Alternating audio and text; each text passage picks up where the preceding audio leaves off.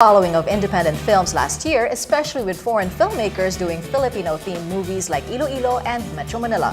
Will this trend continue this year, or will the mainstream media still make its way at the top of the box office? And to give us his insights, we have with us here on Daybreak a man who is internationally acclaimed for his films, which speak of every aspect of the Philippine culture and beyond. Welcome back to Daybreak, award-winning director Brillante Mendoza. Good morning. Good morning. Good morning. Yeah. How are you? I'm good. Yeah, and welcome back to Daybreak. Thank you. So, let's talk about the let's talk about 2013, last year. What do you think were the highlights of the Philippine film industry last year? Well, basically, I think last year we have like 3 films in Cannes. So that was really a feat. So we have a very good representation in the international community. There were also films that were made about the Philippines. These were like, and shot in the Philippines, Metro Manila and Iloilo, it's about the Philippines. So somehow, even if these are not actually about Filipinos, but because these are Filipino-themed movies, so we have like a prominence in terms of exposure in the international community. So that was a good sign. That was a good sign. Do you think that there was more exposure than ever compared to the past? Do you think that Philippine cinema emerged in some sort of way last year?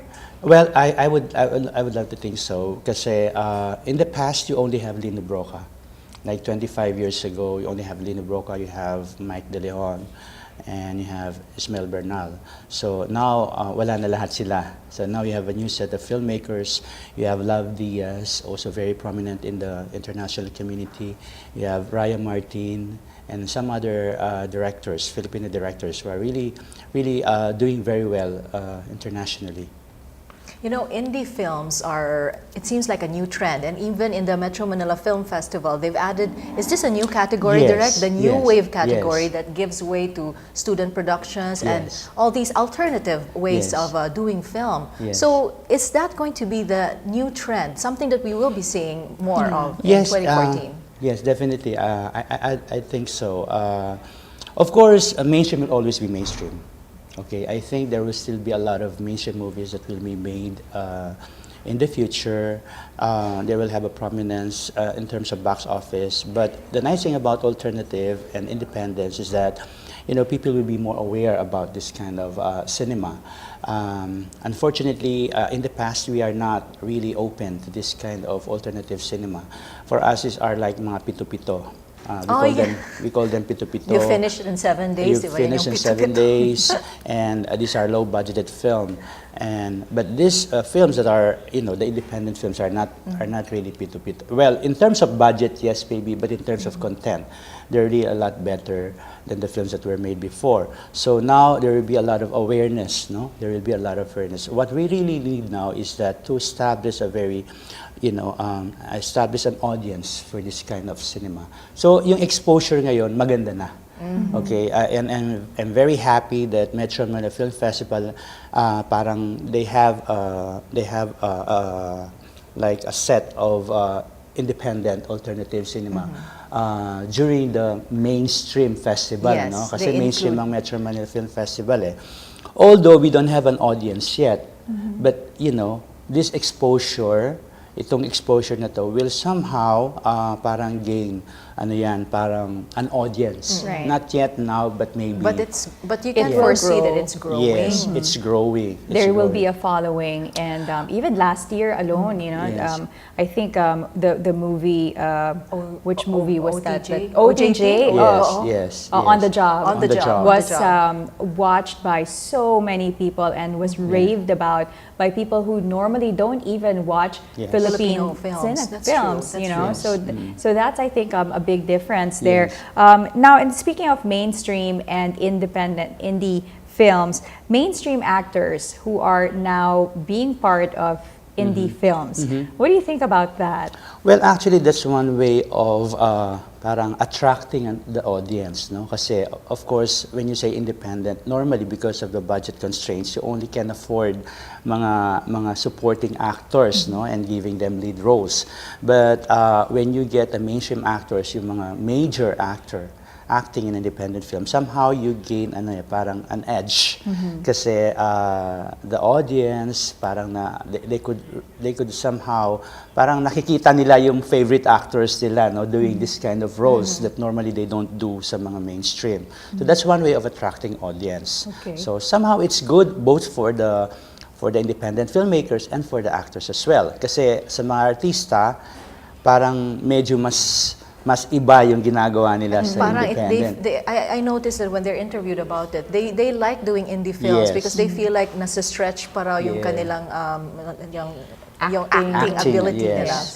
Yeah, in Pero- other words, it's not really nakaka-box, no? Yeah, Yung so they can be more, they can bring out more their creativity. there's creativity, yes. But when it comes to when the Metro Manila Film Festival went on its way, it seems like Filipinos still prefer romance, comedies, family-themed Yes, movies. Will we be able to finally parang give way also to more, I don't know, drama, To other kinds of to other science kinds of genres, fiction and Like, what other yeah. movies do it? Yeah, like for normally? example, interestingly, like 10,000 Hours, there were those who said that I haven't seen the movie, but they really said it was a very nice movie. And as a matter of fact, it won about 14 awards. Yes. But I think it was only like fifth Yes. among the 8 movies. Yes. The top still was My Little Bossings Yes, and Girl Boy Bakla It's always Tomboy. comedy and comedy romance, still, you know? right. How do you think we can, I don't know, how do we Can let the attract audience get to More see interested. other types of films? Well, I think we just have to keep on doing, high quality films, no? Because we have to accept the fact that our audience here, not only here, you'll be surprised that in the whole of Asia, okay, even in Korea or even in Japan or even in ASEAN countries, there's really a prominence in commercial genre movies, no? Talagang yun ang pinapatronize ng mga audience. But what we can do is just you have to keep on doing, really parang good film, no? Talagang world class. Kasi we shouldn't stop doing that. Okay, because if we stop doing that, then mas lalo nagiging ipapatronize yung mga genre movies, no? Yes. Hindi madadivert yung kanilang parang attention to a more parang films that are really of quality. Yeah. So Now, yun. what is your opinion on the fact that there was a good roster of films that was submitted to the Oscars? Yes. Metro Manila, Iloilo. Transit, and the director that you interviewed. Iloilo. Iloilo, Iloilo. yes. And unfortunately, none of them made it to the final nominations for the Oscars. Why do you think so? Do you think it could be competition was just really tough, or is there something? Some aspects within those movies that is just not appealing enough in the international scene. I mean, what's your take on that? Well, we have to consider that these films that were submitted to the Oscars, they're really of high quality. They're really global in terms of story and content. I think what we lack are stories that are that could relate to the rest of the world. That are more global in terms of content. Sometimes these films could be interesting to us because we are Filipinos. These are about us, but we also have to think that say for instance, for Iloilo, it's about this nanny who works in Singapore. Transit is about this OFW who works Not a in lot of Israel. Israel can relate. So Yeah. Yes. and Only but as- there are also other nations who works in other country. They have the Yes. same problem as we have. So it could be a story of this, for instance, Romanian who works in Europe. So, but none of them have this kind of stories they submitted because maybe they think that it's not really of significance. Right. So I think we should tell stories. If ever we're gonna tell stories of our own. Of ourselves, it should be something that is really distinct. It should be something that is really very cultural, something that we could really own, that is Filipino, and then we could tell that to the rest of the world that hey, this is really distinctly Filipino, and we could share this to the rest of the world. But you have like subject matter about OFWs. It's not only the Filipinos who are OFWs. It's not only the Right, Filipinos, right. who worked as a nanny in other countries. There are Right. other nation as well. Or so I think it should be more global. Right, right. And that's only one of the reason. When you submit a film in the academy, you have to promote it very well. Lobby it. Yes, you have to lobby. You have to, you have to hire a PR firm to really, lobby for your film, and that's really very expensive. Well, it's a learning process. It's a and learning process, eventually, yeah. I think we'll get there. I mean, the fact that the quality of films right now and It's getting and better. everything better, about the yeah. films, yes. So Yeah. one Actually, day, yeah. What happened last year was really a feat. It's really like an achievement for, we should look at the bright side. Yes, exactly. So Yes. let's look at another year, and maybe Yes. hopefully by next time we will Yes. get to Hollywood. yes.